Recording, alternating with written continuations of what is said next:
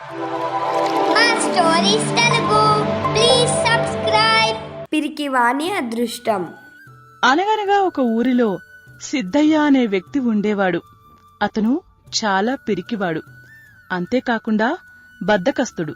ఏ పని చేయకుండా ఇంట్లో కూర్చుంటూ భార్య పైడమ్మ కూలి పని చేసి కష్టపడి తెచ్చిన డబ్బులతో వండి పెడితే తిని హాయిగా ఇంటి అరుగు మీద కూర్చునేవాడు. ఇలా గడుస్తున్న క్రమంలో విసిగిపోయిన పైడమ్మ ఒకరోజు సిద్ధయ్యతో ఇలా అంది. యామయ్యా, నువ్వు మగాడివేనా? చెట్టేంత మనిషిని పట్టుకుని నీకెందుకు అనుమానం వచ్చిందే పైడమ్మా? తాటి చెట్టు కూడా నీలా గడకరలా పెరుగుద్ది. కాని అది జనానికి ఉపయోగపడతాది.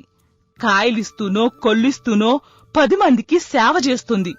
కాని మనిషి పుట్టకు పుట్టిన నువ్వు కనీసం కట్టుకున్న పెళ్ళానికి కూడా దమ్మిడి సాయం చేయడం లేదు. ఏ చిన్న పని కూడా చేయడం లేదు. నాకు పనిగండం ఉందని, అందుకే ఏ పని చెయ్యొద్దని మా అమ్మ చెప్పింది. పెళ్ళాం కష్టపడి సంపాదిస్తే 3 పూట్ల కాలు మీద కాలుసుకుని కూర్చొని తినమని చెప్పిందా? అందుకే నాకు ఏ పని చెయ్యాలన్నా భయం. దాన్ని భయం అనరు, పిరికితనం అంటారు. మగాడికి పిరికితనం ఉండకూడదు. ఏ పనైనా ధైర్యంగా చెయ్యాలి. నీకే నువ్వు ఎన్ని మాటలైనా చెప్తావు. రేపేదైనా జరిగితే పోయేది నేనే కదా. అప్పుడు నీకే మొగుడు లేకుండా పోతాడు. ఉపకారం లేని మొగుడు ఉన్నా ఒకటే ఊడినా ఒకటే అని పోనీ సులువైన చిన్న పని చెయ్యి. నేను చెప్పేదాన్ని పని అనర్లే, కాలక్షేపం అంటారు. ఏంటో అది? ఇది ఆషాఢమాసం ఇంటి నిండా ఈగలు ముసురుకుంటున్నాయి. వండిన ఆహార పదార్థాల మీద ఈగలు వాలకుండా చూడు. సాయంత్రం తొందరగా వచ్చేస్తాను. ఓస్, అంతేనా? నేను ఈగలు కొట్టుకుంటానులే, నువ్వెళ్ళు. అనగానే పైడమ్మ పనిలోకి వెళ్లిపోయింది. ఇదిలా ఉండగా ఆ రాజ్యాన్ని పాలించే రాజు ప్రతాపవర్మకి ఒక సమస్య వచ్చిపడింది. తమ రాజ్యం వారో పక్క రాజ్యం వారో తెలియని దొంగల ముఠ రాజ్యంలోని పలు గ్రామాలలో దొంగతనాలు చేస్తూ దొరక్కుండా తప్పించుకుని తిరుగుతున్నారు. సైనికులు కూడా వారిని పట్టుకోలేక వారి చేతిలో చావుదెబ్బలు తిని వస్తున్నారు. ఆ సమస్య పరిష్కారం కోసం రాజు మంత్రిని పిలిచి ఇలా అన్నాడు. మంత్రివర్య, మన రాజ్యంలో సంచరిస్తున్న దొంగల బెడద చాలా కలవరపెడుతోంది. మన సైనికులు కూడా వారిని పట్టుకోలేకపోతున్నారు. మీరొక పని చెయ్యండి. మన సైనికుల్లో 2 చొప్పున ప్రతి గ్రామానికి మారువేషాలలో పంపండి. ఏ గ్రామంలోనైనా మంచి ధైర్యశాలి పరాక్రమవంతుడు ఎవరైనా తారసపడితే వర్తమానం తీసుకురమ్మనండి అని అక్కడ్నుండి వెళ్లిపోయాడు. ఆ రోజు ఉదయం పనిలోకి వెళ్లిన పైడమ్మ సాయంత్రం చీకటి పడినాక ఇంటికి వచ్చింది. అదేంటి పైడమ్మా, సందగడ వచ్చేతనన్నావు? ఇంత ఆలస్యమైందేంటి? ఇలా పని ఎక్కువ ఉన్నది గాని నువ్వు ఈగలు తోలుకుంటూ కూర్చున్నావా లేదా? పిచ్చి ప్రశ్న, చంపేశాను అంటుండగా అదే సమయానికి రాజభటులు అటుగా వెళ్తూ చంపేశాను అన్న మాటని విని చాటుగా నక్కి సంభాషణ వినసాగాడు. చంపేశావా? అవును, 150 మందిని చంపేశాను. 150? ఒక్కో దెబ్బకి ఒక్కొక్కరు. అబ్బా, అంత వీరుడైపోయాడన్నమాట నా మొగుడు సిద్ధయ్య. చాలా ధైర్యం చేశావే అంటుండగానే రాజభటులు అక్కడ్నుండి వెళ్లిపోతూ ఇలా అనుకున్నారు. ఒరే, ఈ సిద్ధయ్య ఎవడో మహావీరుల్లా ఉన్నాడ్రా. చాలా ధైర్యశాలిలా కూడా కనబడుతున్నాడు. ఒక్క దెబ్బకి 150 మందిని చంపేశాడంట్రా. అవునరా, మనం వెంటనే వెళ్ళి రాజుగారికి విషయం చెప్పాల్సిందే అని ఇద్దరూ వెళ్లి రాజుగారికి విషయం వివరించారు. వెంటనే ఆ సిద్ధయ్యని ఆస్థానానికి తీసుకురండి అని 4 భటులను పంపించాడు. వాళ్లు వచ్చి రాజుగారు వెంటనే రమ్మన్నారని సిద్ధయ్యని రాజస్థానానికి తీసుకువెళ్లారు. సిద్ధయ్యని చూసి రాజు ఇలా అన్నాడు. సిద్ధయ్య, నీ ధైర్య సాహసాలు వీరత్వం గురించి మా భటులు చెప్పగా విన్నాను. ఒకేసారి 150 మందిని నల్లులను నలిపి చంపినట్లు నలిపి చంపావట. మన రాజ్యం కోసం నువ్వొక సహాయం చెయ్యాలి. మహారాజా, నేను చంపింది అని ఇంకా ఏదో చెప్పబోతుండగా నువ్వింకేమీ చెప్పొద్దు. వీరులు తమ వీరత్వాన్ని ఒప్పుకోరు. మన రాజ్యంలో కొందరు దొంగలు భటులకు కూడా దొరక్కుండా దొంగతనాలు దారిదోపిడీలు చేస్తూ చాలా చిరాకు పెడుతున్నారు. నువ్వు వాళ్లను బ్రతికుండగా గాని సంహరించిగాని మాకు ఒప్పగించాలి. నువ్వు ఈ బాధ్యత సక్రమంగా నిర్వహిస్తే మా సైన్యంలో నీకు ఉన్నతమైన గౌరవం కల్పిస్తాను. ఇంక నువ్వు చెప్పవలసింది లేదు. ఈ పని చేయవలసిందే. ఇది రాజాజ్ఞ. అనగానే ఎదురు సమాధానం చెబితే రాజుగారు ఏ శిక్ష వేస్తాడోనని భయపడి సిద్ధయ్య అక్కడ్నుండి ఇంటికి వచ్చేశాడు. ఇంటికి వచ్చిన సిద్ధయ్యని చూసి పైడమ్మ ఇలా అడిగింది. యామయ్యా, రాజుగారు ఎందుకు పిలిచారయ్యా? నా చావుకు పిలిచారు. అవేం మాటలయ్యా? కాకపోతే నన్ను ఏనుగు మీద ఊరేగించడానికి పిలిచారనుకున్నావా? అంటూ జరిగిన విషయమంతా పైడమ్మకి చెప్పాడు. అంతా విన్న పైడమ్మ నవ్వుతూ ఇలా అంది. బాగుంది సంబడం. నువ్వు ఏగల్ని చంపిన కథ పూర్తిగా వినకుండా రాజుభట్లు రాజుకు చెప్తే రాజుగారు నువ్వేదో ధైర్యవంతుడివి, మహావీరుడు అనుకొని నీకు దొంగల్ని పట్టే పని అప్పగించారా? ఇదేదో బాగుంది. ఆ పనేదో తొందరగా మొదలెట్టు. పిల్లికి చెలగాటం, ఎలక్కి ప్రాణ సంకటం అన్నట్టుగా ఉంది. నా చావు నీకు నవ్వులాట్లా ఉందా? ఆ రోజు రాత్రంతా ఆలోచించి సిద్ధయ్య ఇలా అనుకున్నాడు. రాజభటులు పొరపాటుగా విన్నది నిజం అనుకుని రాజుగారు దొంగలను పట్టుకునే పని నాకప్పగించారు. వెలుతురు లేని ఇంటి గదిలోకి వెళ్లడానికి భయపడే పిరికివాణ్ణి నేను దొంగలను పట్టుకోవడం ఏమిటి? అది నా వల్ల అయ్యే పని కాదు. అసలు విషయం తెలిస్తే రాజుగారు నన్ను ఉరితీయడం ఖాయం. దానికన్నా ముందు నేనే ఏదోలాగా చచ్చిపోతాను, సరిపోతుంది అని అనుకుని మరుసటి రోజు పొద్దున్నే నిద్రలేచాక భార్య పైడమ్మతో ఇలా అన్నాడు. పైడమ్మా, నాకిష్టమైన వంటలన్నీ ఈ రోజు నాకు చేసి మూటకట్టు. నేను దొంగలను పట్టుకోవడానికి పోతాను. అంటే నా పిరికి మొగుడు ధైర్యంగా దొంగల్ని పట్టుకుంటాడన్నమాట. నేను అదే కోరుకుంటున్నా.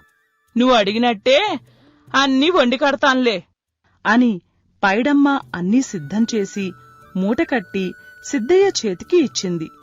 సిద్ధయ్య ఆ మూటను తీసుకుని ఊరి బయట తోటలోకి వెళ్తూ దారిలో ఉన్న ఒక పొలంలోని పాకలో ఉన్న పురుగుల మందును తీసి పైడమ్మ ఇచ్చిన ఆహార పదార్థాలన్నిటిలోనూ కలిపి ఆ మూటను తీసుకుని ఊరి బయట ఉన్న ఒక వనంలోకి వెళ్లి చల్లగా కాసేపాగి తిని చచ్చిపోవచ్చులే అనుకుంటూ చల్లని గాలికి అలాగే ఆదమరిచి నిద్రపోయాడు. సిద్ధయ్య నిద్రపోయిన తరువాత అటుగా వచ్చిన రాజుగారు వెతుకుతున్న దొంగలు చెట్టు కింద నిద్రపోతున్న సిద్ధయ్యను, పక్కనే ఉన్న మూటను చూసి మూటలోని ఆహార పదార్థాలు కమ్మని వాసన వేస్తుండటంతో ఆకలి గుర్తొచ్చి గుట్టచప్పుడు కాకుండా మూట విప్పి అందులోని ఆహారాన్నంతా ఏమాత్రం మిగల్చకుండా తినేశారు. ఆహారం తిన్న అరగంటకు విష ప్రభావం వల్ల ముగ్గురు దొంగలు నురగలు కక్కుకొని చచ్చారు. వాళ్ళు చచ్చిన కాసేపటికి మెలకువ వచ్చి చూసిన సిద్ధయ్యకు చచ్చిపడిన దొంగలు పక్కనే ఖాళీ అయిన తన ఆహార పదార్థాల మూట కనిపించి జరిగిందేంటో అర్థమైంది. వెంటనే చచ్చిన ఆ ముగ్గురు దొంగలను పక్కనే ఒక పొలంలో ఉన్న ఎద్దుల బండి మీద వేసుకుని రాజుగారి దగ్గరకు తీసుకువెళ్లాడు. దొంగలను తెలివితో మట్టుపెట్టిన సిద్ధయ్యను మెచ్చుకొని ఘనంగా సన్మానించి తాను ఇచ్చిన మాట ప్రకారం సిద్ధయ్యని ఉపసైన్యాధికారిగా నియమించాడు. రాజాస్థానంలోనే అతనికి నివాసం ఏర్పాటు చేశాడు. సిద్ధయ్య భార్య పైడమ్మను కూడా ఆస్థానానికి పిలిపించి సత్కరించాడు. ఆనాటి నుండి సైనికులందరూ సిద్ధయ్యని మహాధైర్యవంతుడుగాను వీరుడుగాను చూడసాగారు. కాలం కొద్ది రోజులు ముందుకు సాగింది. కాని సిద్ధయ్య పీకల మీదకు మరో ముసలం వచ్చిపడింది. ఏమైందో ఎక్కడ్నుంచొచ్చిందో తెలీదు కాని దగ్గర్లోనే ఉన్న అడవిలో నుండి ఒక మదపుటేనుగు దగ్గర్లోనున్న ఓళ్లమీద పడి పంటలన్నీ నాశనం చేస్తూ పట్టుకోవాలని ప్రయత్నించినా వాళ్ళని తొండంతో విసిరికొడుతూ కోళ్లను, పెంపుడు జంతువులను కాళ్లతో నొక్కి చంపుతూ చిన్న చిన్న ఇళ్లను కుంభస్థలంతో గుద్ది కూలదోస్తూ నానాయాగి చేస్తుంది. రాజభటులు దాన్ని బంధించాలని ప్రయత్నించినా బంధించలేకపోయారు. గ్రామాలలో ప్రజలంతా పనులు మానుకొని ఎప్పుడు ఏనుగు ఊరిమీద పడుతుందోనన్న భయంతో పగలు కూడా ఇళ్ల వద్దనే కాపలా ఉంటున్నారు. సమస్యని ఎలా పరిష్కరించాలో తెలియక రాజుగారు సిద్ధయ్యను పిలిచి ఇలా అన్నారు. ఇప్పుడు మన రాజ్యానికి ఇంకో సమస్య వచ్చి పడింది. దానిని కూడా మీరే పరిష్కరించగలరు. పరిష్కరించి తీరాలి కూడా. ఏటి మహారాజా సమస్య? మదపటేనుగు ఒకటి ఈ మధ్యకాలంలో మన చుట్టుపక్కల గ్రామాల్లో భీభత్సం సృష్టిస్తోంది. మన సైనికులు కూడా దానిని బంధించలేకపోయారు. మీరే మీ అపారమైన ధైర్య సాహసాలతో దాన్ని బంధించాలి. మహారాజా, మన సైనికులు చేయలేంది నేనొక్కణ్ణి నా వల్ల ఏమవుతుంది మహాప్రభు? అలా అనకండి సిద్ధయ్య సేనాని, అందుకు మీరొక్కరే సమర్థులు. ఆ మదపుటేనుగును బంధించినట్లయితే మిమ్మల్ని ఏకంగా సర్వసైన్యాధ్యక్షుణ్ణి చేస్తాను. లేదంటే నా పేక్కొస్తారు. ఈ ఎంకి పెళ్లి ఎంకిడి చావుకొచ్చిందన్నట్టు ఆ దొంగనా కొడుకులు విషాహారం తిని చావడం ఇప్పుడు నా తద్దినానికొచ్చింది. రాజు చేతిలో చచ్చే కంటే ఆ ఏనుగు కాళ్ల కింద పడి చావడమే మేలు. ఐరావత మరణం అనిపించుకుంటుంది. ఏమి సిద్ధయ్య సేనాని, అప్పుడే ఏనుగుని ఎలా పట్టాలా అని ఆలోచిస్తున్నారా? ప్రశాంతంగా ఆలోచించి పని పూర్తి చేయండి. అలాగే మహాప్రభు అని సిద్ధయ్య ఇంటికి వెళ్లి పైడమ్మతో ఇలా అన్నాడు. పైడమ్మ, దొంగల విషయంలో అంటే ఏదో నా కర్మకాలి. వాళ్ళు చచ్చి అది నా ఖాతాలో పడింది. ఇక ఇప్పుడు నేను ఆ మదపటేను ఖాతాలో పడి తీరవలసిందేనే. రేపు ఉదయాన్నే ఇంత చతికట్టు పోయి ఆ అడవిలో ఆ ఏనుగు ఎటువైపు నుండి వస్తుందో చూసి నేనే దానికి ఎదురుగా వెళ్లి దాని కాళ్ళ కింద పడి చస్తాను. అవేం అపశకునం మాటలయ్యా. ఈసారి కూడా నీకు ఆ దేవుడే ఏదో రకంగా సాయం చేస్తాళ్లే. ఈసారి దేవుడు లేడు, రాముడు లేడు. ఈ జీవుడు ఏకంగా పైకి పోవడమే. జాగ్రత్త. రేపు నేను పోయాకనైనా నువ్వు నా గురించి నిజాలు రాజుగారికి చెప్పమాకు. వీరుడి భార్యలాగానే ఇక్కడే ఉండు. నీ జీవితం హాయిగా గడిచిపోద్ది. నువ్వూరికే వాగక పోయి తొంగో. నీకు అంతా మంచి జరుగుద్ది. ఆ తరువాత అక్కడ్నుంచి వెళ్లిపోయాడు. మరుసటి రోజు ఉదయాన్నే సద్ది తీసుకుని ఒక్కడే అరణ్యంలోకి వెళ్లాడు సిద్ధయ్య. అడవిలో బాగా దట్టమైన ప్రాంతానికి వెళ్లి అక్కడ శుభ్రంగా సద్ది తిని ఒక చెట్టుకు జారపడి నిద్రలో జారుకున్నాడు.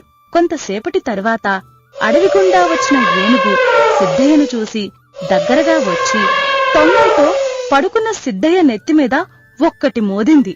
దాంతో తెలివి వచ్చిన సిద్ధయ్య అంత దగ్గరగా ఏనుగును చూసి బెంబేలుపడి అయ్య బాబోయ్, చచ్చాను రోయ్ అనుకుంటూ చప్పున లేచి అడవికి అడ్డంగా పడి పరుగులంకించుకున్నాడు. ఏనుగు కూడా సిద్ధయ్య వెనక పరిగెత్తసాగింది. కొంత దూరం వెళ్లాక సిద్ధయ్య ఒక చెట్టెక్కేశాడు. అయితే ఆవేశంతో వెనకే వస్తున్న ఏనుగు పరుగు పరుగున వచ్చి చిన్నపాటి గొయ్యిలో పడిపోయింది. ఆ గొయ్యిపైన పచ్చిక లతలు అల్లుకొని నేలలాగే ఉండడంతో దానికి కనబడలేదు.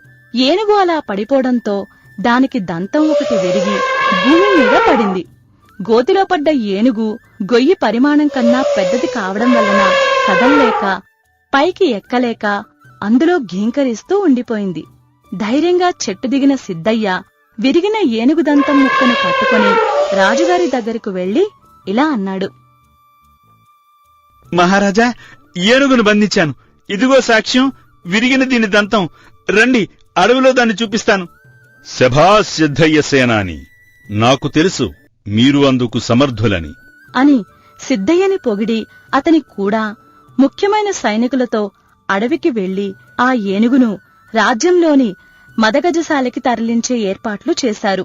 అన్నమాట ప్రకారం సిద్ధయ్యని ప్రధాన సైన్యాధికారిగా చేశాడు. ఆ తరువాత ఆ రాత్రంతా సిద్ధయ్య ప్రశాంతంగా ఆలోచించి ఇలా అనుకున్నాడు.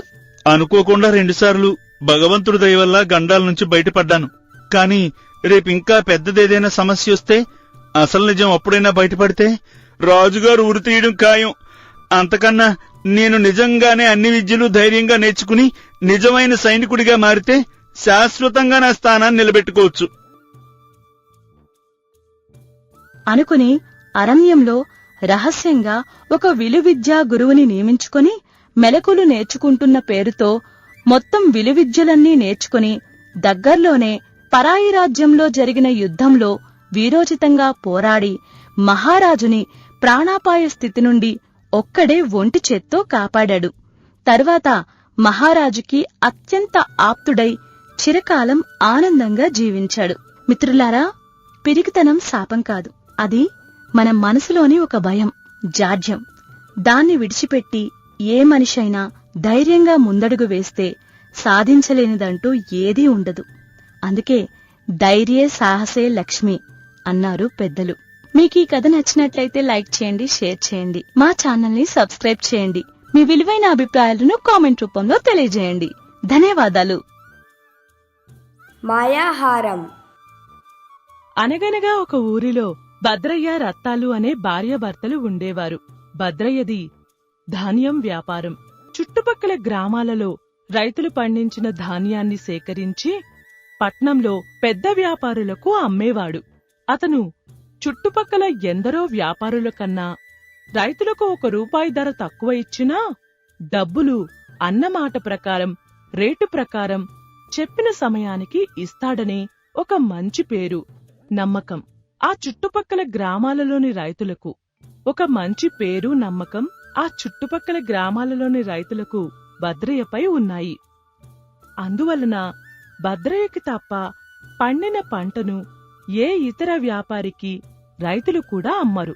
ఇక భద్రయ్య భార్య రత్తాలు తమ ఇంటి గుమ్మానికి ఎవరు వచ్చి ఏ సహాయం అడిగినా ఆ వచ్చిన వారి పరిస్థితి గమనించి తనకు తోచిన సహాయం వారికి చేసేది. అందుచేత ఆ ఊరిలోనే కాకుండా చుట్టుపక్కల గ్రామాల్లో కూడా రత్తాలకు దయగల తల్లి అని మంచి పేరు ఉంది. అంతేకాదు ఆమె ప్రతిరోజు కనీసం 10 మందికైనా అన్నదానం చేసేది. ఒకరోజు భద్రయ్య భార్య రత్తాలుని ఇలా అడిగాడు. రత్తాలు, ఏంటి నువ్వు చేస్తున్న పని? ఏం పనయ్యా? అదే, ఇంటికొచ్చి కష్టంలో ఉన్నామని సాయం అడిగిన వారికి లేదనకుండా సాయం చేయటం, ప్రతిరోజు 10 మందికి అన్నదానం చేయటం, ఇదంతా ఏంటని? ఈ చుట్టుపక్కల గ్రామాల్లోని రైతులు వాళ్ల పంటను మీకే ఎందుకిస్తారు? నమ్మకం. లేని వాళ్ళకి న్యాయం చేసి సరిగ్గా చూసుకుంటాననే నమ్మకం కదా. నేను అంతే. కష్టాల్లో ఉన్నవాళ్లు మనింటికొస్తే వాళ్ల కష్టం తీరుస్తానని నమ్మకం. ఆకలితో ఉన్నవారు మన గుమ్మానికి వస్తే అన్నం దొరుకుతుందని నమ్మకం. ఇదంతా ఎవరికోసం రత్తాలు? నువ్వు 4 ఊర్లు తిరిగి సంపాదిస్తున్నది ఎవరికోసమయ్యా? ఏ, నీకు తెలీదా? ఇదంతా మన అబ్బాయి మల్లయ్య కోసం. అవును గదా. నేను చేస్తున్నదంతా కూడా ఆ శ్రీశైలం మల్లన్న అనుగ్రహంతో పుట్టిన మన అబ్బాయి మల్లయ్య కోసమేనయ్యా. గురుకులంలో వాడి విద్యాభ్యాసం పూర్తయి రావాలి. వాడికి మంచి నౌకరి దొరకాలి. వాడికి తగిన అమ్మాయిని చూసి వివాహం జరిపించాలి. అదంతా బాగానే ఉంది గాని మన అబ్బాయి మల్లయ్య చదువు ముగించుకుని ఎప్పుడొస్తున్నాడు? ఏందయ్యా నీకు తెలియనట్టు నన్నడుగుతావు? ఇంకో 10 రోజుల్లో వచ్చేస్తున్నాడు కదా. అవునవును, ఆ సంగతే మర్చిపోయాను. మల్లయ్య వచ్చాక మంచిగా ఊరందరికీ అన్న సంతర్పణ చెయ్యాలి. సరేగాని నేను పక్కూరుకు పోయి సాయంత్రానికి వస్తాను. నీ వ్యాపకాలు నువ్వు చూసుకో అని భద్రయ్య బయటికి పోయాడు. భద్రయ్యకి రత్తాలుకి కూడా కొడుకు మల్లయ్య బాగా చదువుకొని రాజస్థానంలో గాని గ్రామ పెద్ద దగ్గరగాని పెద్ద నౌకరి చెయ్యాలని కోరిక. కొడుకు తనలా వ్యాపారమో వ్యవసాయమో కాకుండా ప్రభుత్వ నౌకరి చేయాలన్న కోరికతోనూ పట్టుదలతోనూ భద్రయ్య మల్లయ్యని గురుకులంలో విద్యాభ్యాసానికి చేర్పించాడు. కొడుకు గురుకులాభ్యాసం పూర్తి చేసుకుని వచ్చాక నౌకరిలో చేర్పించి ఆనక తగిన మంచి అమ్మాయిని చూసి వివాహం చెయ్యాలని నిర్ణయించుకున్నారు రత్తాలు, భద్రయ్యలు. అయితే మల్లయ్య కూడా చురుకైనవాడు, తెలివైనవాడు. గురుకులంలో చేరిన దగ్గర నుండి విద్యాభ్యాసంలో ప్రథమ స్థానంలో ఉండడమే కాకుండా గురువు కృపాచార్యునికి అన్ని విధాలుగా సపర్యలు కూడా చేసేవాడు. గురుకులంలోని శిష్యులందరిలోకి మల్లయ్య అంటే ప్రత్యేకమైన అభిమానం కృపాచార్యునికి. ఆ మాసాంతానికి గురుకులంలో మల్లయ్య విద్యాభ్యాసం పూర్తయింది.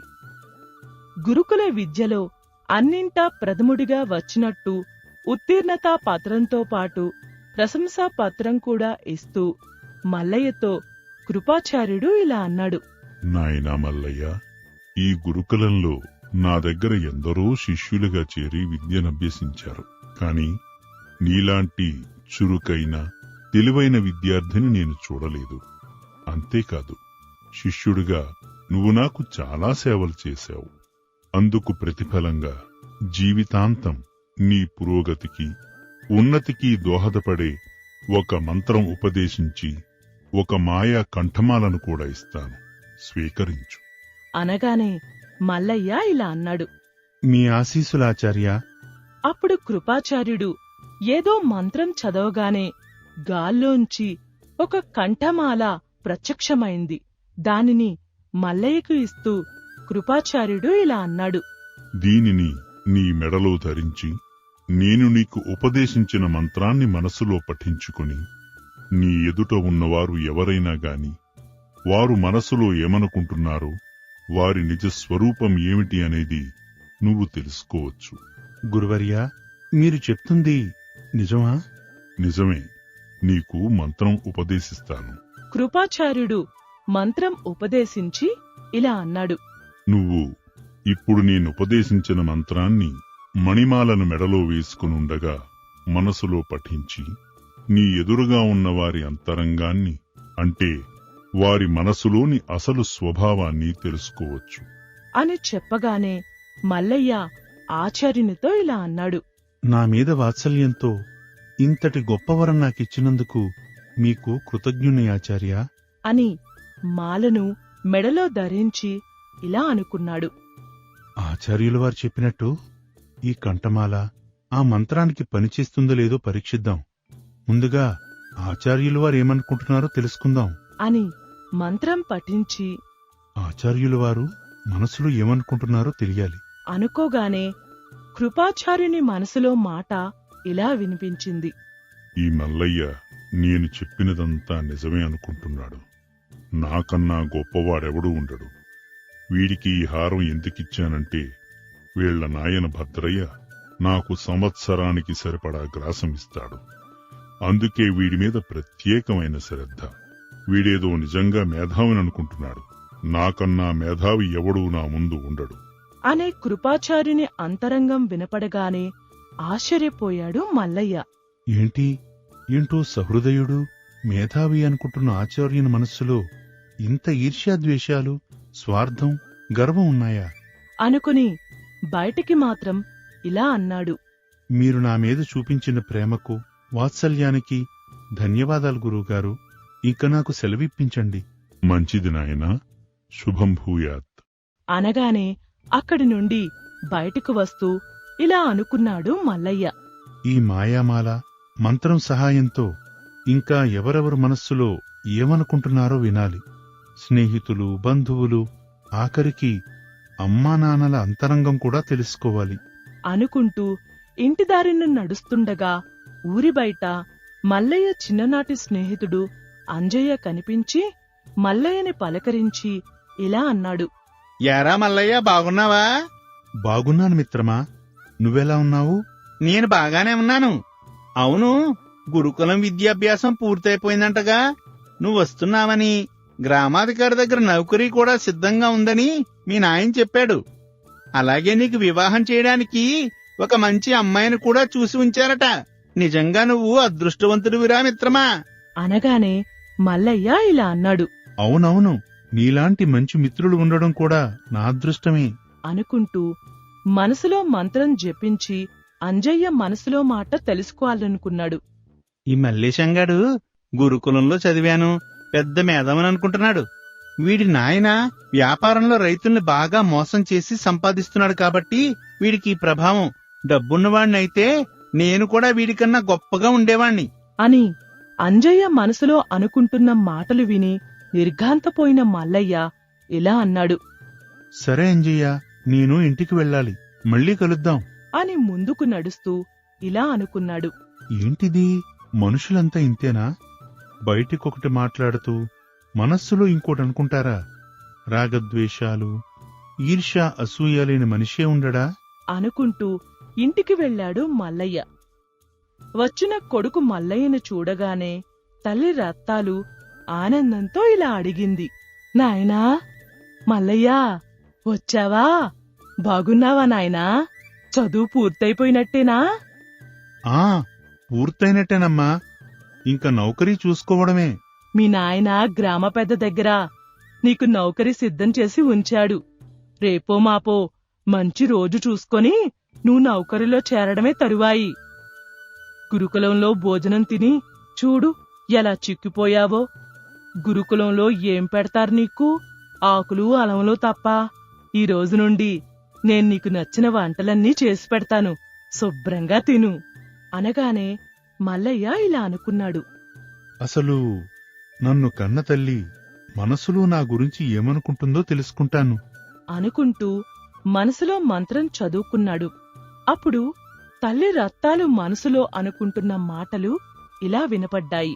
ఎన్నాళ్ళు గురుకులంలో ఉన్నాడు, నాకు ఏ బాధ్యతలు లేకుండా హాయిగా ఉన్నాను. ఇప్పుడు వీడికి 3 పూట్లా వండి పెట్టాలి. పోనీ పనివాళ్ళు వండింది పెడితే నొచ్చుతుందో నచ్చదో తెంగరేదవకి. అయినా వీడికి ఏదో ఒక దిక్కుమాలిన నౌకరి దొరికితే గంతకు తగ్గ బొంతను ఎతికి పెళ్లి చేసి పడేస్తే ఆడి సావు ఆడి సస్తాడు. ఈ చుట్టుపక్కల గ్రామాల్లో నేను ఉత్తమ ఇల్లాలని, కరుణామూర్తిని అన్న పేరు ఏమాత్రం తగ్గకూడదు.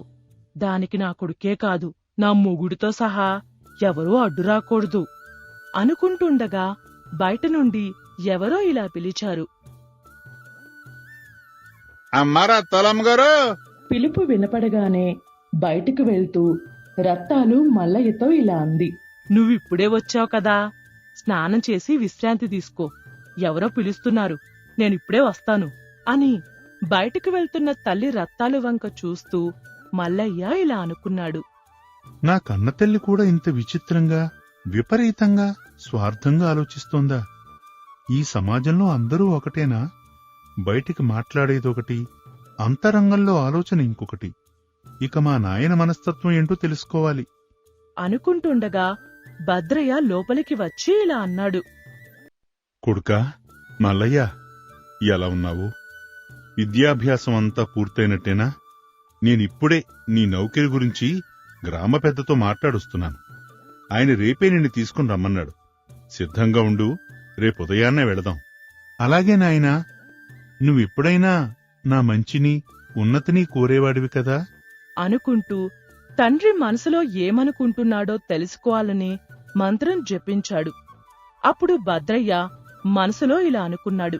నా కొడుకు మల్లయ్య మీద ఈ ఊర్లో ఏ తండ్రి, ఏ కొడుకు మీద పెట్టనంత ఖర్చు పెట్టాను. మంచి చదువు చదివిస్తే మంచి నౌకరీ వస్తుందని. అలాగే ఈ ఊరి గ్రామ పెద్దకు కూడా వీడి నౌకరీ కోసం పెద్ద మొత్తంలో లంచం ఇచ్చాను. వీడు నౌకరీలో చేరాక గ్రామ పెద్ద నేను కలిసి ఊరి చుట్టుపక్కల ఉన్న బంజరు భూములన్నీ మా పేరున పట్టా చేయించుకోవాలి. అలాగే వీడికి పెళ్లి చేయబోయే పిల్ల తండ్రి నుండి కూడా వీడి నౌకరీ అడ్డం పెట్టుకుని పెద్ద మొత్తంలో వరకట్నం వసూలు చేయాలి. తండ్రి స్వాగతం విని మల్లయ్య ఆశ్చర్యపోయి ఇలా అనుకున్నాడు. ఇంతవరకు నేను పరిశీలించిన నా స్నేహితుడు, నా తల్లి, నా తండ్రి స్వగతాలు స్వార్థపూరితంగానూ గర్వము అహంకారంతోనూ నిండి ఉన్నాయి. ఇక గ్రామ పెద్ద అంతర్ముఖం ఎలా ఉంటుందో తెలుసుకోవాలి అనుకుని మరుసటి రోజు తండ్రితో సహా గ్రామ పెద్ద దగ్గరికి వెళ్లాడు మల్లయ్య. మల్లయ్యను చూసి గ్రామ పెద్ద ఇలా అన్నాడు. మల్లయ్య, ఈ ప్రాంతంలో ఎవరూ చదవనంతటి పెద్ద చదువు గురుకులంలో చదివి వస్తున్నావని తెలిసి మన ఊరికి సంబంధించిన రాజాస్థానపు కొలువును నీకోసం ఉంచాను. నువ్వు మంచి రోజు చూసుకుని కొలువులో చేరవచ్చు. అలాగేనయ్యా అని గ్రామ పెద్ద మనసులో ఏమనుకుంటున్నాడో తెలుసుకోవాలనుకున్నాడు. ఈ పిల్ల కుంక మల్లయ్యగాడేదో పెద్ద చదువులు చదివిన మేధావని అనుకుంటున్నాడు కాబోలు. నాకన్నా మేధావి, స్వార్థపరుడు ఈ చుట్టుపక్కల ఎవ్వరూ లేరు. వీడి అయ్య భద్రయ్య నాకు దండిగా లంచం ఇచ్చాడు కాబట్టి వీడికి నౌకరీ ఇస్తున్నాను. అంతేకాకుండా నా చెప్పు చేతల్లో ఉండే మనిషి అయితే ఈ చుట్టుపక్కల గ్రామాల్లోని రైతులు చెల్లించే కప్పాలలోని సొమ్ము సగానికి సగం మింగేయొచ్చు అని అనుకోవటం వినిపించి అక్కడ్నుండి గురుకులానికి వెళ్లాడు మల్లయ్య.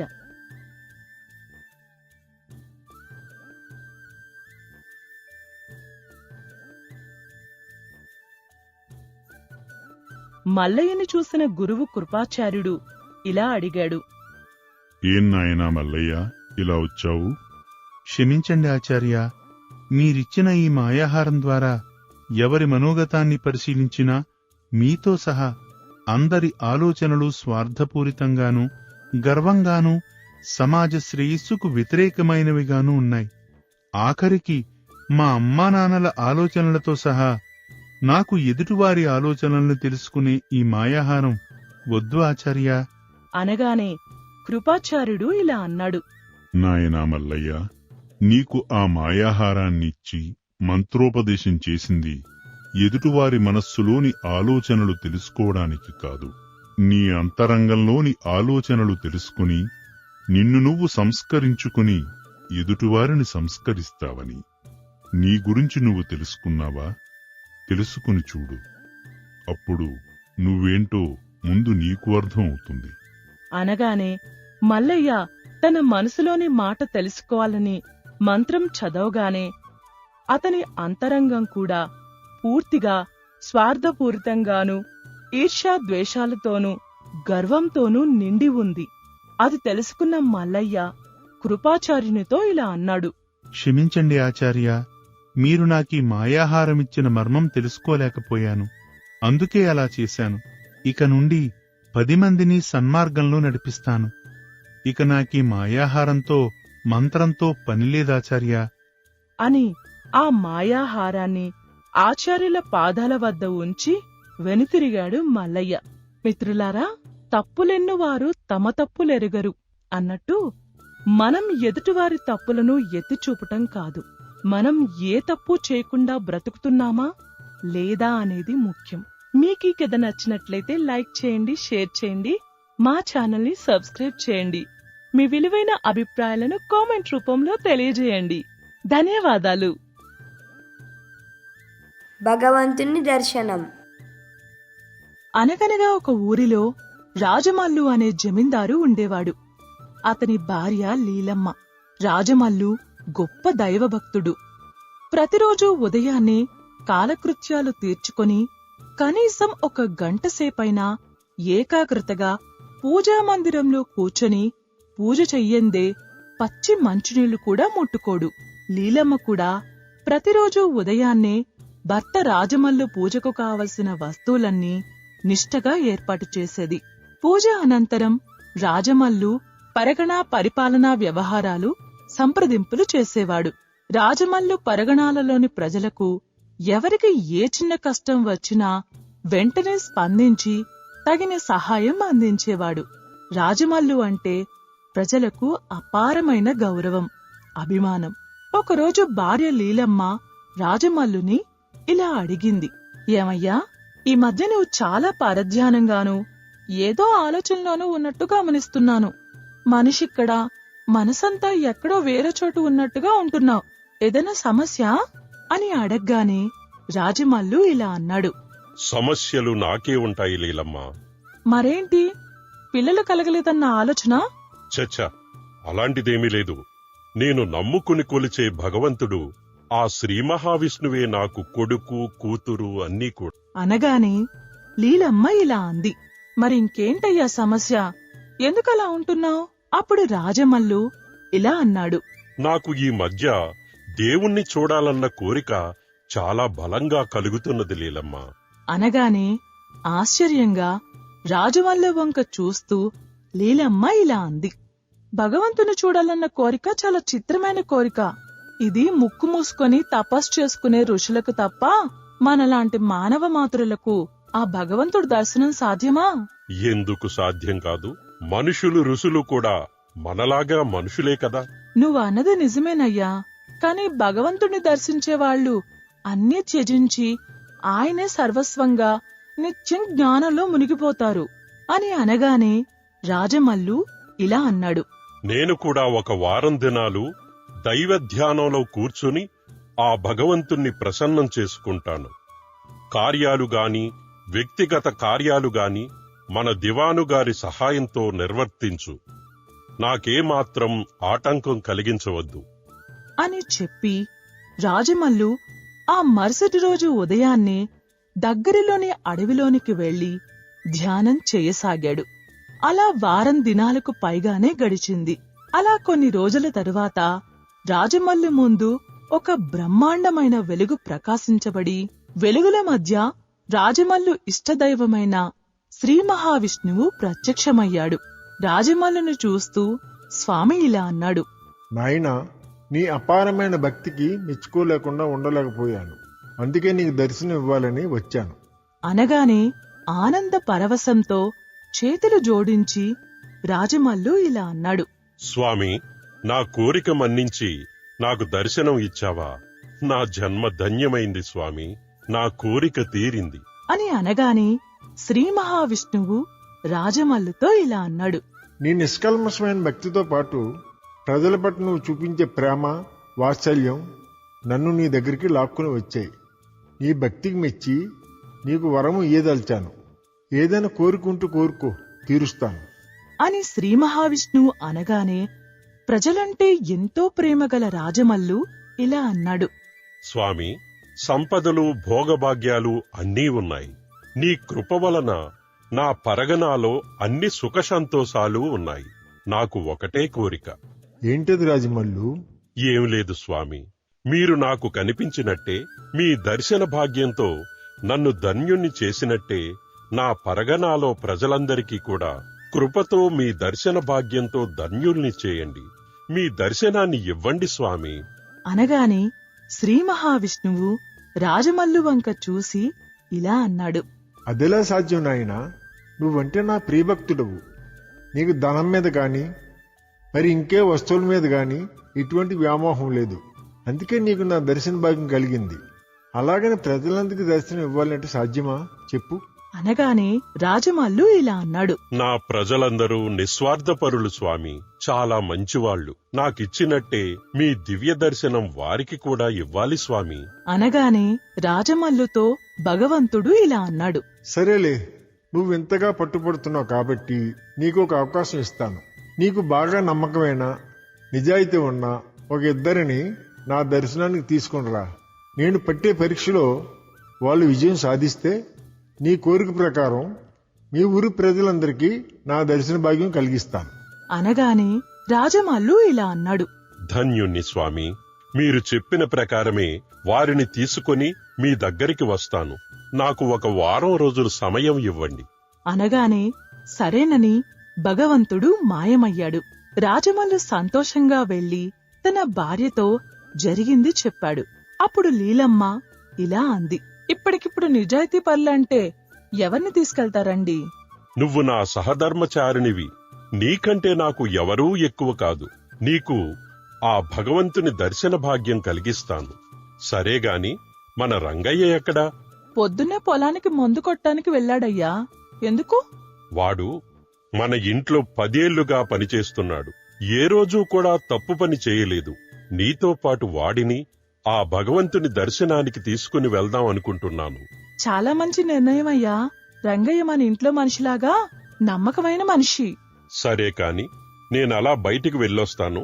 రంగయ్య వస్తే ఉండమని చెప్పు అని బయటకు వెళ్లిపోయాడు రాజమల్లు. పొలానికి వెళ్లిన రాజమల్లు పాలేరు రంగయ్య పొలానికి మందు కొట్టి ఇంటికి వెళ్లాడు. రంగయ్యను చూసిన అతని భార్య మನೆమ్మ ఇలా అంది. యామయ్యా, ఎన్ని రోజులని ఆ జమీందారు దగ్గర పనిచేస్తావు? ఈ ఏడైనా ఎకరమో అరెకరమో పొలం కొనుక్కొని ఏదైనా పంట వేసుకోవచ్చు కదా. ఓసి పిచ్చిదానా, ఇన్ని రోజులు ఓపికతో ఆ జమీందారి దగ్గర ఎందుకు పని చేస్తున్నాననుకుంటున్నావు? ఏమోనయ్యా, నాకేం తెలుసు.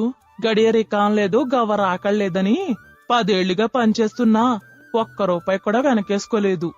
ఓసి పిచ్చిదానా, నేనేమైనా వెర్రిబాగులోడుని అనుకుంటున్నావా? ఇన్ని సంవత్సరాలు వాళ్ళ దగ్గర నమ్మకంగా పనిచేస్తున్నట్లు నటించింది ఎందుకంటే మా జమీందారుకి వెనక ముందు ఎవరూ లేరు. ఆయన తదనంతరం ఆస్తి మొత్తం మనదే అవుతుంది. అందుకే 10 ఏళ్లుగా ఎంతో ఓపికగా అవకాశం కోసం ఎదురు చూస్తూ ఉన్నాను అనగానే మನೆమ్మ ఇలా అంది.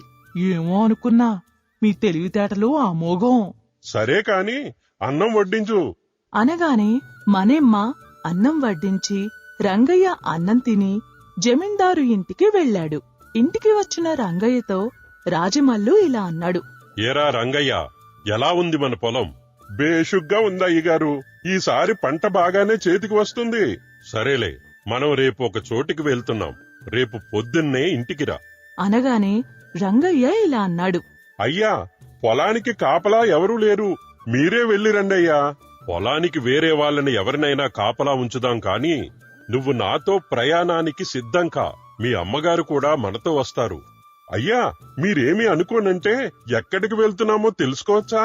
ఏం లేదురా, రేపు నిన్ను మీ అమ్మగారిని దేవుని దగ్గరకు తీసుకువెళ్దామనుకుంటున్నాను. అనగానే రంగయ్య మనసులో ఇలా అనుకున్నాడు. పూజలు చేసి చేసి మా అయ్యగారికి పిచ్చి పట్టినట్టుంది. నేను కలలు కనే రోజు దగ్గరలోనే ఉన్నట్టుంది అని అనుకుంటుండగా రాజమల్లు ఇలా అన్నాడు. ఏందిరా అలా ఉలుకు పలుకు లేకుండా ఉండిపోయావ్? ఏం లేదయ్యా, రేపు పొద్దున్నే వస్తా అని అక్కడి నుండి వెళ్లిపోయాడు. మరుసటి రోజు పొద్దున్నే రాజమల్లు తన భార్యని రంగయ్యని వెంట పెట్టుకుని దేవుడు తనకు ప్రత్యక్షమైన చోటికి బయలుదేరాడు. అలా వెళ్తుండగా దారి మధ్యలో వారికి బంగారు రాసులు కనిపించాయి. వాటిని చూసిన రంగయ్య ఆగిపోయాడు. అది చూసి రాజమల్లు ఇలా అన్నాడు. ఒరే రంగయ్య, అటువైపు దృష్టి పెట్టవద్దు. ఎందుకంటే మనం భగవంతుని కలవడానికి వెళ్తున్నాం. ఈ బంగారు నాణాల వెనకపడి నీ అదృష్టాన్ని కాలదన్నుకోకు. నా మాట విని నాతోరా. అది తాత్కాలిక భ్రమ మాత్రమే. నువ్వు చూస్తున్నది నిజం కాదు అనగానే రాజమల్లు మాటలు వినకుండా రంగయ్య ఆ బంగారు నాణాల దగ్గరే ఆగిపోయి తన మనసులో ఇలా అనుకున్నాడు. మొదట దొరికిన ఈ బంగారు నాణాలను ఇంటికి తీసుకెళ్తా. ఇలాంటి అవకాశం నాకు మళ్లీ రాదు. ఈ సంపదతోనే నేను జీవితాంతం హాయిగా బ్రతకొచ్చు. ఇక నాకు ఈ జమీందారు దగ్గర పనిచేసే అవసరమే లేదు అని మనసులో అనుకొని రాజమల్లుతో ఇలా అన్నాడు. జమీందారు గారు, నా బ్రతుకంతా మీకు వెట్టి చాకరీతోనే సరిపోయింది. ఇక మీరు వద్దు, మీ దేవుడు వద్దు. నేను ఈ సంపదతో హాయిగా బ్రతుకుతా అని ఆ బంగారం దగ్గరకు వెళ్లిపోయాడు. ఎంత చెప్పినా వినకపోయేసరికి చేసేదేం లేక రాజమల్లు తన భార్యతో దేవుడి దగ్గరికి ప్రయాణం సాగించాడు. రంగయ్య ఆశ, లోభం వల్ల ఆ బంగారు నాణాల దగ్గరే ఆగిపోయి దొరికిన కాడికి మూట కట్టుకుని తిరిగి తన ఇంటికి వెళ్లిపోయాడు. అలా తన భార్యతో ముందుకు వెళ్తున్న రాజమల్లుకి దారిలో రత్నాలు, వజ్రాల రాసులు కనిపించాయి. అది చూసిన లీలమ్మకి మనసాగక అక్కడికి వెళ్ళింది. అది చూసి రాజమల్లు ఇలా అన్నాడు. లీలమ్మ, ఏంటిది? నువ్వు కూడా ఈ తుచ్చమైన సంపద కోసం ఇక్కడే ఆగిపోయావు అనగానే లీలమ్మ ఇలా అంది. యామయ్యో, ఆ భగవంతుడి దర్శనం వల్ల మనకు ఒరిగేదేముంది? ఆ దేవుణ్ణి ఈవేళ కాకపోతే రేపైనా దర్శించుకోవచ్చు. కాని ఈ వజ్రాలు, రత్నాలు రేపుంటాయా? వీటిని ఇంటికి పట్టుకుపోతే మనం సుఖంగా బ్రతుకుతాం. మీరు పోయి దేవుణ్ణి చూసిరండి. త్వరగా వెళ్లి రావయ్యా. నువ్వు వచ్చేలోపు వీటన్నిటిని నేను పోగు చేసి ఉంచుతాను అనగాని రాజమల్లు ఎంతో బాధపడ్డాడు. విరక్తితో, చాలా బరువైన మనసుతో ఇలా అనుకున్నాడు. స్వామి, ఆఖరికి నా భార్య కూడా ధనం అనే ప్రలోభానికి లోనయింది. నా ప్రయత్నం వృధా అని తన భార్య అవివేకానికి నవ్వుకొని ఒక్కడే ముందుకు సాగిపోయాడు. దూరంగా కొండ దగ్గర భగవంతుడు నిలబడి ఉన్నాడు. రాజమల్లును చూసి నవ్వుతూ భగవంతుడు ఇలా అన్నాడు. నాయనా, నేను ఎప్పటి నుండో ఇక్కడ నిలబడి నీకోసం ఎంతో ఆత్రంగా ఎదురు చూస్తున్నాను. ఎక్కడా నేనడిగిన ఇద్దరు అనగానే రాజమల్లు సిగ్గుతో భగవంతుని ముందు తలదించుకుని మోకరిల్లాడు. అప్పుడు రాజమల్లుని చూసి భగవంతుడు ఇలా అన్నాడు. నాయనా, ఎవరైనా సరే తమ జీవితంలో భౌతిక, సాంసారిక లాభాలను నాకంటే ఎక్కువని భావిస్తారో వారికి నేను ఎప్పటికీ లభించను. వాళ్ళు ఎప్పటికీ నా కృపకు పాత్రులు కాలేరు. నీవు మాత్రం త్వరలోనే నాలో ఐక్యం చెందుదుగాక. శుభం అని భగవంతుడు మాయమయ్యాడు. రంగయ్య, లీలమ్మ దురాశతో తీసుకువెళ్లిన బంగారం, వజ్రాలు రాళ్లుగా మారిపోయాయి. త్రికరణ శుద్ధిగా ఎవరు భగవంతుని శరణు వేడుతారో వారి వెంట ఆయన ఎప్పుడూ ఉంటాడు. మనసా వాచా కర్మణ భగవంతుని వేడండి. మిత్రులారా, మా ఈ కథ మీకు నచ్చినట్లయితే లైక్ చేయండి, షేర్ చేయండి, సబ్స్క్రైబ్ చేయండి. మీ విలువైన అభిప్రాయాలను కామెంట్ రూపంలో తెలియజేయండి. ధన్యవాదాలు. పనియే దైవం. మాడుగుల సామ్రాజ్యాన్ని పాలించే రాజు మహేంద్రవర్మ. అతను రాజ్యాన్ని చాలా చక్కగా పాలిస్తుంటాడు. రాజ్యం కరువు కాటకాలు లేకుండా సుభిక్షంగా ఉంది. అతని మంత్రి ధూమకేతు. అతను రాజ్యానికి రాజుకు తగ్గ మంచి మంత్రిగా మన్ననలు పొందాడు. అయితే రాజు మనసులో ఈ మధ్య కాలంలో బలమైన కోరిక ఒకటి నాటుకుంది. అది భగవంతుణ్ణి చూడాలన్నది. అయితే తన మనసులో కోరిక ఎవరికీ చెప్పుకోలేక సతమతమవుతున్న రాజును గమనించి ఏకాంతంగా ఉన్న సమయంలో మంత్రి ఇలా అడిగాడు. మహారాజా, మీరు అన్యథా భావించనంటే ఒక విషయం అడుగుతాను. అడగండి మహామంత్రి. మీకు అడ్డేమిటి? ఈ మధ్యకాలంలో మీరు ఏదో సమస్యతో సతమతమవుతున్నట్టు కనపడుతున్నారు. నిజంగా ఏదైనా సమస్య ఉంటే అదేమిటో తెలుసుకోవచ్చా? అవశ్యము మహామంత్రి, మీరనుకున్నది నిజమే. నాకు ఈ మధ్య కొన్ని రోజులుగా దేవుణ్ణి చూడాలన్న కోరిక బలీయంగా మనసులో నాటుకున్నది. ఏంటి మహాప్రభు, దేవుణ్ణి చూడడమా? అవును మహామంత్రి, మీరెప్పుడైనా దేవుణ్ణి చూశారా? దేవుడు మీకు కనిపించాడా? మహారాజా, ఎన్నో ఏండ్లు తపస్సు చేసిన యోగులకు, సిద్ధులకు మాత్రమే దేవుడు కనిపిస్తాడు. నాకు తెలిసినంత వరకు మనబోటి వాళ్లకు దైవ దర్శనం దుర్లభమే. అలా అయితే నా కోరిక తీరేదెలా మంత్రివర్యా? మహారాజా, నాదొక సలహా. మహారాణి గారు నిత్యము దేవుణ్ణి పూజిస్తుంటారు కదా, వారిని అడగండి. దైవ దర్శన మార్గమేమైనా చెప్తారేమో. సరిగ్గా చెప్పావు మంత్రి. తక్షణమే పోయి మహారాణిని విచారిస్తాను అని రాజు వెంటనే మహారాణి మందిరానికి వెళ్లాడు. మహారాణి అప్పుడే దైవ మందిరం నుండి బయటికి వచ్చింది. రాజును చూసి మహారాణి ఇలా అంది. స్వాగతం మహారాజా, సమయానికి వచ్చారు. మహారాణి, నాదొక చిన్న సందేహం, తీర్చగలరా? ఏమిటది మహారాజా? అందరి సందేహాలు తీర్చుకుని మీకు నేను సందేహం తీర్చడమా? సరే, ఏంటది చెప్పండి.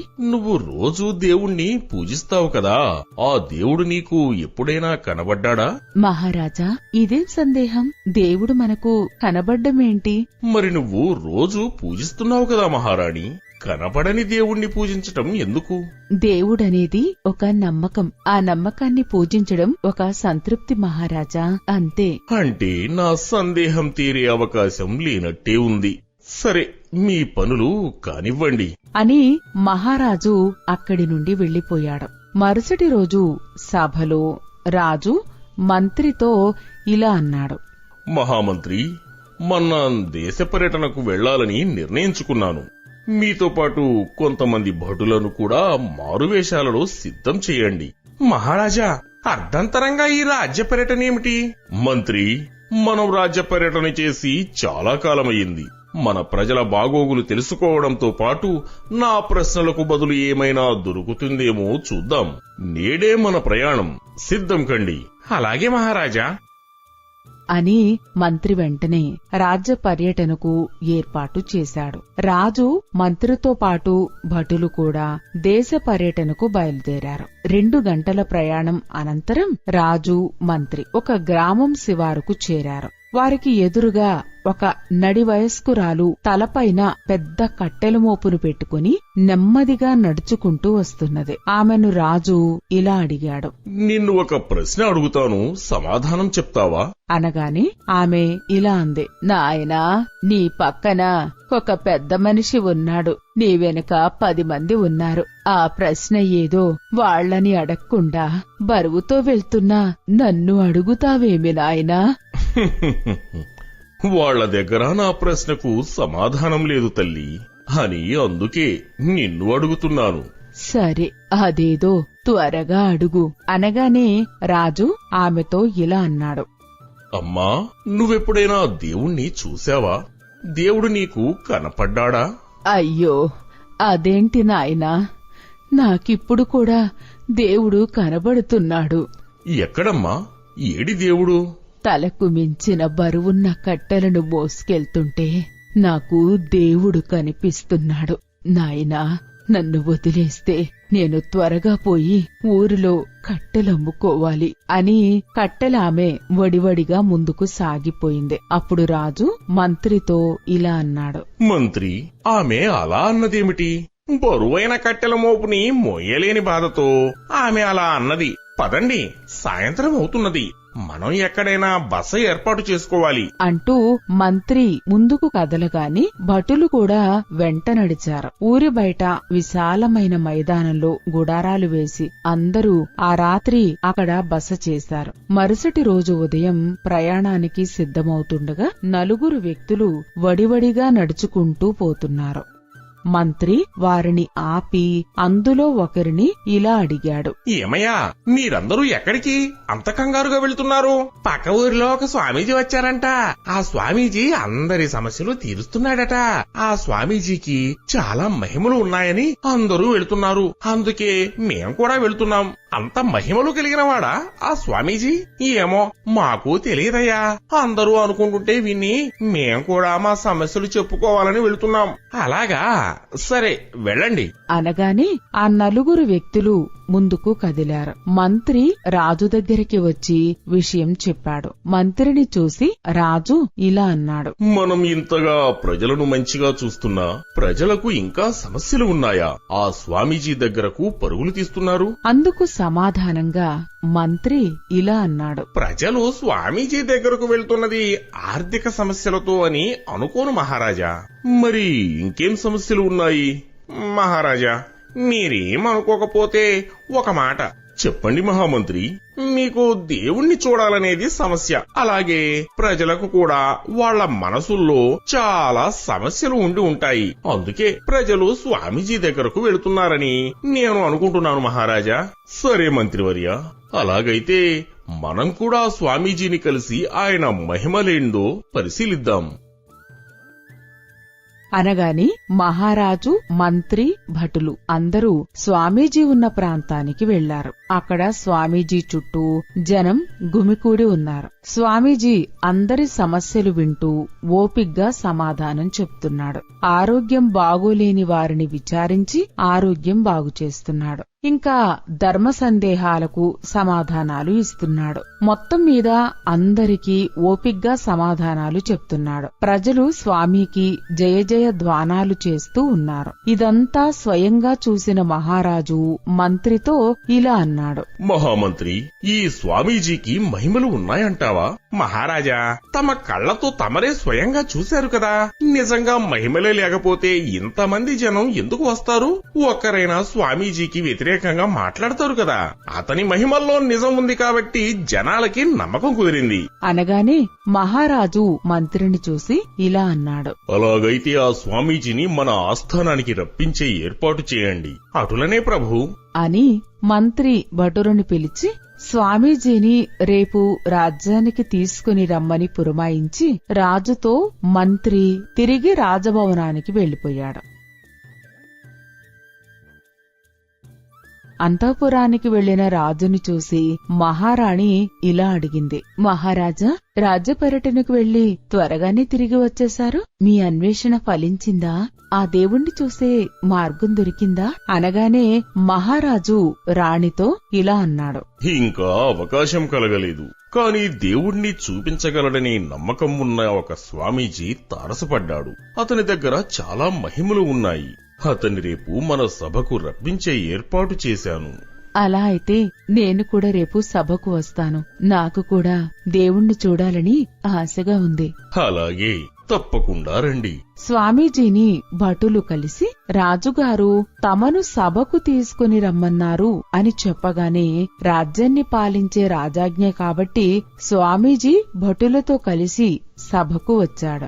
రాజు కొలువులో ఆసీనుడై ఉన్నాడు. స్వామీజీ రాజును చూసి ఇలా అన్నాడు. మహారాజులకు ప్రణామాలు. నన్ను పిలిపించిన కారణము? స్వామీజీకి ప్రణామాలు. మీరు నా సందేహము తీర్చి నాకు సహాయం చెయ్యాలి అనగానే స్వామీజీ ఇలా అన్నాడు. మీరే ప్రజల సందేహాలు తీర్చి సహాయము చేయగలవారు. ఒక చోట లేకుండా దేశమంతా తిరిగే దేశదిమ్మరిని, సన్యాసిని. నేను చెయ్యగల సహాయము ఏమున్నది మహారాజా? స్వామీజీ, మీరే నా సందేహం తీర్చగలరు. నేను మారువేషంలో మంత్రి భటులతో సహా పర్యటిస్తున్నప్పుడు మీ మహిమల గురించి వినడమే కాకుండా స్వయంగా చూశాను. నేను స్వయంగా మిమ్మల్ని కలిసి నా సందేహాన్ని నివృత్తి చేసుకోవాలనుకున్నాను. కాని రాజ్యానికి రాజునైన నేను అక్కడ ప్రజల మధ్య కలవడం సరికాదని మంత్రికి చెప్పి మా భటుల ద్వారా మిమ్మల్ని ఇక్కడికి పిలిపించాను. మీకు కలిగిన ఈ అసౌకర్యానికి మన్నించండి. మహారాజా, మీరు రాజ్యాధినేతలు, అంత మాట అనరాదు. నేను చేయగల సహాయం ఏమిటి? స్వామీజీ, ఈ మధ్య చాలా కాలంగా నాకు దేవుణ్ణి చూడాలన్న చింత తపన చాలా ఎక్కువైంది. మీరు మహిమాన్వితులు కనుక నాకు దేవుణ్ణి చూపించగలరా? అనగాని స్వామీజీ అలా ఏ సమాధానం లేకుండా ఉండిపోవడాన్ని చూసి మహారాజు ఇలా అన్నాడు. ఏమి స్వామీజీ, మీరు ప్రజలకు ఎన్నో శక్తులను చూపించారు, నాకు దేవుణ్ణి చూపించలేరా? చూపించగలను, మీరు చూడనూగలరు. కాని అనుకున్న వెంటనే దేవుణ్ణి చూడటం సాధ్యపడదు మహారాజా. ఎందుకు సాధ్యపడదు? నేను చూడాలనుకున్నప్పుడు దేవుణ్ణి చూడలేనా? చూడలేరు మహారాజా. మీరు చూడాలనుకున్నప్పుడు ఆయన మీకు కనిపించడు. కాని ఆయన మిమ్మల్ని చూడాలనుకున్నప్పుడు తక్షణమే కనిపిస్తాడు. అర్థం కానట్టుగా మహారాజు ఇలా అన్నాడు. అదేమిటి స్వామీజీ, కోరుకున్నప్పుడు ఎందుకు కనిపించడు? మహారాజా, మీరు నన్ను చూడాలని అనుకున్నారు కాబట్టి తక్షణమే మీ అధికారంతో నన్ను ఇక్కడికి రప్పించారు. అదే నాకుగా నేను మిమ్మల్ని కలవాలనుకున్నా, చూడాలనుకున్నా చాలా సమయం పడుతుంది. నేను ముందుగా మీ భటులకు నా విన్నపం తెలియజేయాలి. వాళ్ళు సేనాధిపతికి అది చేరవేయాలి. ఆ విషయాన్ని మంత్రిగారికి చెప్పాలి. మంత్రిగారు ఆ వార్తను మీకు విన్నవించాలి. మీ వీలును బట్టి మీరు నాకు అనుమతి ఇస్తే అప్పుడు నేను మీ దర్శనం చేసుకోవచ్చును. దీనికి చాలా సమయం పట్టవచ్చును. అదే మీరు ఎవరిని కలవాలన్నా క్షణాల్లో వారిని పిలిపించి కలవగలరు. భగవంతుని విషయం అంతే. ఈ బ్రహ్మాండంలో రవ్వంత ఉన్న ఈ రాజ్యానికి మాత్రమే అధిపతి అయిన మిమ్మల్ని కలవాలంటేనే ఇన్ని అడ్డంకులను దాటి రావాలి. అదే ఈ అఖిలాండ కోటి బ్రహ్మాండాన్ని ఏలే ఆ పరమాత్ముని చూడాలంటే ఎన్ని అడ్డంకులను దాటి వెళ్ళాలి మహారాజా. ఆ భగవంతుడు తాను అనుకున్న మరుక్షణం ఎవరినైనా కలవగలడు. కాని మనం దేవుణ్ణి చూడటానికి గాని కలవడానికి కాని చాలా సమయం పడుతుంది. అది ఎన్నాళ్లైనా కావచ్చు, ఎన్నేళ్లైనా కావచ్చు. మీరు నన్ను కలవాలని మీ మనసులో గట్టిగా అనుకున్న మరుక్షణం నేను మీ కళ్ల ముందు ఉన్నాను. అదే ఆ దేవుడు మిమ్మల్ని కలవాలని తన మనసులో అనుకుంటే పట్టే సమయమెంత? అప్పుడు రాజు స్వామీజీతో ఇలా అన్నాడు. నన్ను కలవాలన్న ఆలోచన ఆ దేవుడికి ఎప్పుడు వస్తుంది? నన్ను కలవాలన్న ఆలోచన మీకు ఎప్పుడు ఎందుకు వచ్చింది? అనగానే మహారాజు ఇలా అన్నాడు. నేను మిమ్మల్ని చూడడానికి వచ్చినప్పుడు మీరు పరిసరాలు గమనించకుండా మీ పనేదో మీరు చేసుకుంటున్నారు. అందుకే నేను మిమ్మల్ని కలవాలనుకున్నాను. రాజా, మీరు కూడా అలాగే మీ రాజ్యపాలన మీద మాత్రమే దృష్టి పెట్టి ప్రజల యోగక్షేమాలు చూసుకుంటూ మంచిగా పరిపాలన చేసుకుంటే ఖచ్చితంగా ఏదో ఒక రోజు దేవుడు మీ గురించి ఆలోచిస్తాడు, మీకు కనిపిస్తాడు. నాకు జ్ఞానోదయం చేశారు స్వామి, మీకు కృతజ్ఞతలు. అనగానే స్వామీజీ మహారాజుని దీవించి అక్కడి నుంచి వెళ్లిపోయాడు. ఆ తర్వాత మహారాజు రాజ్యపాలన చేసుకుంటూ ప్రశాంతంగా ఉన్నాడు. మిత్రులారా, ఫలితం ఆశించకుండా చిత్తశుద్ధితో చేసుకుంటూ పోతే అదే విజయానికి నాంది. అదే దైవ మార్గం కూడా. మనం చేసే పని మనకు ప్రత్యక్ష దైవం. దేవుడు ఎక్కడో ఉండడు, ప్రతి మనిషిలోనూ ఉంటాడు. మా ఈ కథ మీకు నచ్చినట్లయితే లైక్ చేయండి, షేర్ చేయండి, సబ్స్క్రైబ్ చేసుకోండి. మీ విలువైన అభిప్రాయాలను కామెంట్ రూపంలో తెలియజేయండి. ధన్యవాదములు. ఆశీర్వాద బలం. అనగనగా ఒక గ్రామంలో మాధవయ్య అనే వ్యక్తి ఉండేవాడు. మాధవయ్య చిన్న చిన్న పనులు చేసుకుంటూ తన ఒక్కగానొక్క కుమారుడైన జగ్గారావును అపురూపంగా చూసుకునేవాడు. కుమారుడికి యుక్త వయస్సు రాగానే అనారోగ్యం కారణంగా హఠాత్తుగా తండ్రి మాధవయ్య మంచం పడతాడు. ఒకరోజు తన కొడుకు జగ్గారావుని దగ్గరికి పిలిచి ఇలా అంటాడు. నాయనా, నన్ను క్షమించు. నీకంటూ ఏ ఆస్తిని నేను కూడబెట్టలేదు. కాని నేను బ్రతికున్నంత కాలం కష్టాన్ని నమ్ముకుని నీతి నిజాయితీలతో నడుచుకున్నాను. నేను మనస్ఫూర్తిగా నా ఆశీర్వాదాన్ని మాత్రమే నీకు ఇవ్వగలను. నీ ప్రతి కష్టంలోనూ సుఖం సంతోషాల్లోనూ నీకు తోడుగా నీడగా నా ఆశీస్సులు ఎప్పుడూ ఉంటాయి అని కొడుకుని ఆశీర్వదించి తండ్రి కాలం చేస్తాడు. నాయనా, నీ మాట ప్రకారమే నడుచుకుంటాను. నీ ఆశీర్వాదమే నాకు శ్రీరామరక్ష అని అనుకుని మరుసటి రోజు నుంచి చిన్న చిన్న పనులు చేసుకుంటూ కొంత ధనాన్ని కూడబెట్టుకుని వ్యాపారాన్ని మొదలు పెడతాడు. కొద్ది కాలంలోనే రకరకాల వ్యాపారాలను చేసి ఎన్నో లాభాలను పొందుతూ తాము పట్టిందల్లా బంగారంలా ముందుకు సాగిపోతూ ఉంటాడు. ఒకరోజు వ్యాపార నిమిత్తం పొరుగురు వెళ్లి వస్తుండగా తన చిన్ననాటి స్నేహితుడు కాంతయ్య కలిసి ఇలా పలకరిస్తాడు. మిత్రమా, ఎలా ఉన్నావు? అంతా క్షేమమే కదా? అయినా నా పిచ్చిగాని కొద్ది కాలంలోనే వ్యాపారంలో లాభాలతో ముందుకు సాగిపోతున్నావు. అలా అంటావేంది మిత్రమా? నాకంటే ముందు ఈ వ్యాపార రంగంలో ఆరితేరిన వాడివి నువ్వు. నీ ముందు నేను ఎంత మిత్రమా? నాకు తెలియక అడుగుతున్నాను. నీ లాభాల బాటకి రహస్యమేంటి మిత్రమా? రహస్యాలంటూ ఏముంటాయి మిత్రమా? నాకు మా నాన్న ఆశీర్వాద బలమే శ్రీరామరక్షగా ముందుకు నడిపిస్తుంది అని సమాధానమియ్యగానే కాంతయ్య సరేలే మిత్రమా, మళ్లీ కలుద్దాం, నాకు పనుంది అంటూ అక్కడ్నుంచి వెళ్లిపోతాడు.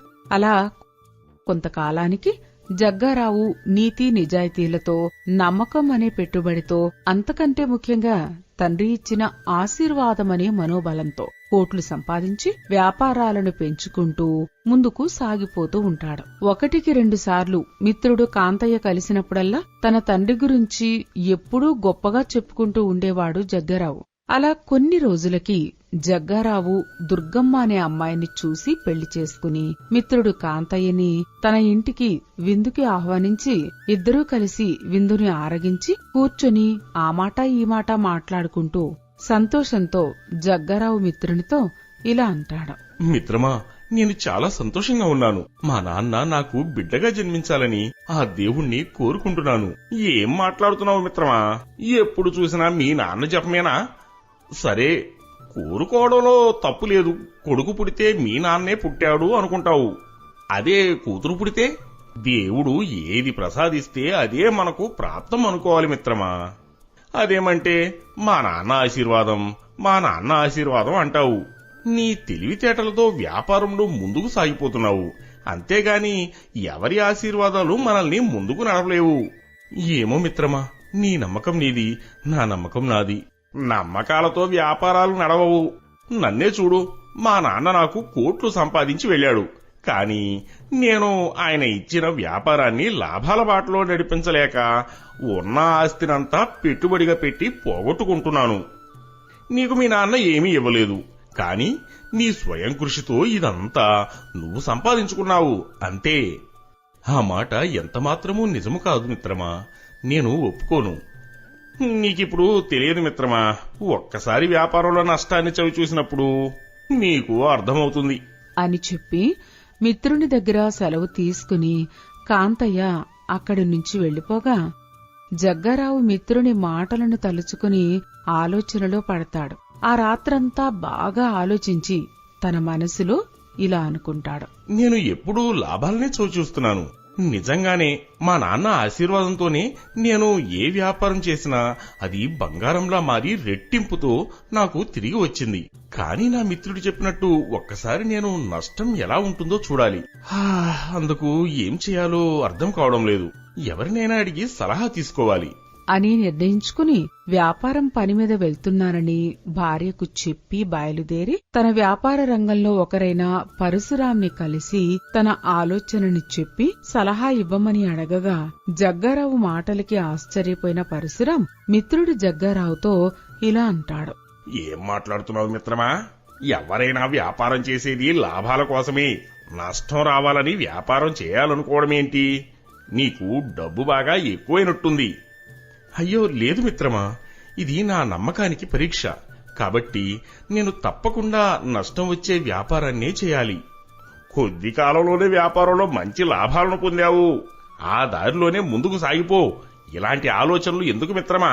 నా మాట విను అని ఎంతగానో మిత్రుడు జగ్గారావుకి చెప్పి చూడగా తను వినని పక్షంలో ఎడారి ప్రాంతంలో ఖర్జూరం వ్యాపారం చెయ్యమని, అలా చేస్తే నీకు ఖచ్చితంగా నష్టం వస్తుంది అని సలహా ఇవ్వడంతో మిత్రుడి మాట ప్రకారం జగ్గారావు పెద్ద మొత్తంలో ఖర్జూరం వ్యాపారం మొదలుపెట్టి అమ్మడానికి ఎడారి పక్కనే ఉన్న శీతలపురం గ్రామానికి పయనమవుతాడు. అలా మార్గ మధ్యలో ఎడారి ప్రాంతానికి దగ్గరగా చేరుకున్నాక అలసటతో సేదదీరుతూ ఉండగా కనుచూపు మేరలో మహారాజు గారు గంభీరంగా అరుస్తూ అటూ ఇటూ తిరుగుతూ ఉండగా రాజభటుల చేతిలో ఆయుధాలకు బదులు జల్లెడలను పట్టుకుని వస్తుండగా వారిని చూసి ఆశ్చర్యపోయిన జగ్గారావు వారి దగ్గరికి వచ్చి వాళ్లల్లో ఒకరితో ఇలా అంటాడు. ఈ జల్లెడలను పట్టుకుని ఈ ఇసుకలో ఏం చేస్తున్నారు? అయ్యా, నువ్వు ఎవరివో కాని మా పని మమ్మల్ని చేసుకోనివ్వు. అసలే మా మహారాజు చాలా కోపంతో ఉన్నారు అని సమాధానమిచ్చి రాజభటుడు ముందుకు వెళ్లిపోగా జగ్గారావు మహారాజు దగ్గరికి వచ్చి వినయంతో ఇలా అంటాడు. ప్రణామాలు మహారాజా. నా పేరు జగ్గారావు. నేను వ్యాపారస్తుణ్ణి. నేను నా సరుకుని అమ్మడానికి ఈ ఎడారిని దాటి వెళ్లాలి. మిమ్మల్ని చూసి ఆగాను. మా రాజ్యంలో వ్యాపారం చేయడానికి వచ్చావా? అయితే నువ్వు చాలా దూరం ముందుకు వెళ్లాలి. ఆలస్యం చేసుకోకుండా నీ ప్రయాణాన్ని కొనసాగించు. ధన్యవాదాలు మహారాజా.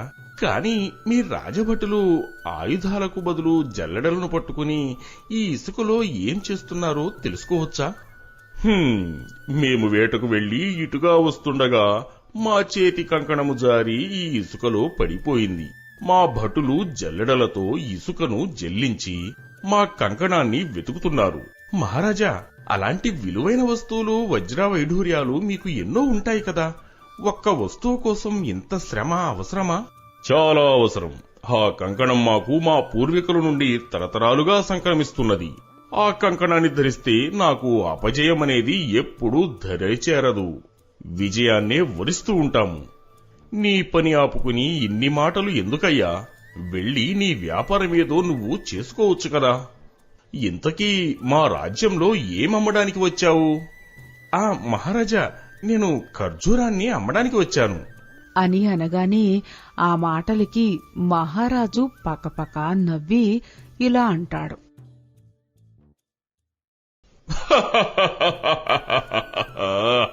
ఖర్జూరాన్ని అమ్మడానికి వచ్చావా? ఈ ఎడారి ప్రాంతంలో మాకు ఖర్జూరం పుష్కలంగా దొరుకుతుంది. ఇక నీ ఖర్జూరం అమ్ముడు పోతుందా? తెలివి తక్కువ వాడిలా ఉన్నావే. మహారాజా, నాకు మా నాన్న ఆశీర్వాద బలం పుష్కలంగా ఉంది.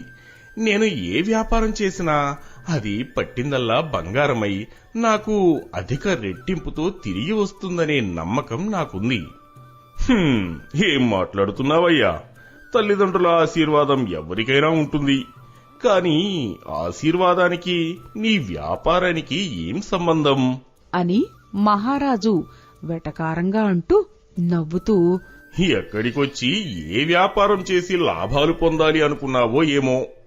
ఎవరు నీకు ఇలాంటి సలహా ఇచ్చారో ఏమో గాని నీ పతనాన్ని చూడడానికి సలహా ఇచ్చినట్టుగా ఉంది. నిజంగా మీ నాన్న ఇచ్చిన ఆశీర్వాదానికి అంత బలం ఉంటే ఈ ఇసుకను బంగారం చేసి చూపించు అని అంటుండగానే జగ్గారావు పిడికడు ఇసుకను తీసుకుని చేతిని తెరవగా చేతిలో రాజుగారి కంకణం ఉంటుంది. అది చూసిన మహారాజు ఆశ్చర్యపోయి చూస్తుండగా జగ్గారావు మహారాజుతో ఇలా అంటాడు. మహారాజా, చూసారా? మీ పూర్వీకుల నుండి వస్తున్న కంకణం మీకు ఎంత నమ్మకమో, నా తండ్రి నాకు ఇచ్చిన ఆశీర్వాదం నా నమ్మకం అని అనగానే ఆ మాటలకి మహారాజు సంతోషించి ఇలా సమాధానమిస్తారు. నిజంగా నీ నమ్మకాన్ని మేము గౌరవిస్తున్నాము. ఈ రోజు మా నమ్మకాన్ని కూడా నువ్వు గెలిపించావు. నువ్వు ఏమడిగినా నేను ఇవ్వడానికి సిద్ధంగా ఉన్నాను అని అనగానే ఆ మాటలకి జగ్గారావు సంతోషించి మహారాజు చేతికి కంకణాన్ని అందించి ఇలా అంటాడు. ధన్యవాదాలు మహారాజా. మీరు 100 ఏళ్లు చల్లగా జీవించాలి. మీ రాజ్యంలోని ప్రజలకు ఎలాంటి కష్టం రాకుండా చూసుకోండి. నాకు అంతకు మించి ఏమీ అవసరం లేదు. నువ్వు వ్యాపారం చేసుకోవడానికి వచ్చావు. నీ సరుకునంతా నేను తీసుకుంటాను. నువ్వు ఎంత ధర చెప్పినా సరే నేను సంతోషంగా ఇస్తాను. నువ్వు నీ తండ్రి ఆశీర్వాదం పైన పెట్టుకున్న గౌరవాన్ని నేను నిలబెడతాను అని మహారాజు జగ్గారావు తెచ్చిన ఖర్జూరాన్ని మొత్తం కొనేస్తాడు. మహారాజా, మా తండ్రి ఆశీర్వాదంతో నేను సుఖ సంతోషాలతో జీవిస్తున్నాను. మీరు కూడా మీ ప్రజలు సంతోషంగా ఉండేటట్లు చూసుకోండి. మీరు తండ్రిలాగా ప్రజల కష్టసుఖాలను పంచుకుంటారని ఆశిస్తున్నాను. ఇక సెలవు అని చెప్పి అక్కడి నుంచి జగ్గారావు వెళ్లిపోతాడు.